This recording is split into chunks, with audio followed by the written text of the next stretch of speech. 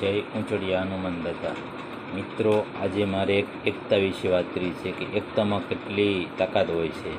એકવાર એક ટીટોડીએ દરિયાકાંઠે ઈંડા મૂક્યા, તો દરિયામાં વેળ આવી તો ઈંડા તણાઈ ગયા. તો ટીટોડીએ આવી સારો સરીને તારે ઈંડા ત્યાં હતા નહીં કાંઠા પર.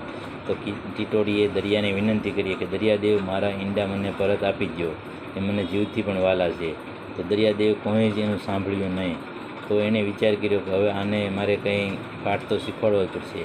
તો ટીટોડીએ એની સાંસમાં પાણી ભરી અને દરિયો ખાલી કરવાનો વિચાર કર્યો. તો બધા એને મૂર્ખ સમજતા હતા.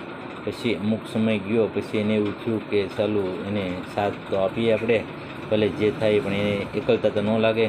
તો બીજી એના ગ્રુપની ટીટોડીઓ પણ ટૂંકમાં આ વસ્તુ કરવા લાગી. તો ટીટોડીઓને જોઈને બીજા પક્ષીઓ પણ એવું થયું કે ભાઈ, અંતે કહેવાય તો આપણી જ્ઞાતિના, આપણા કુળના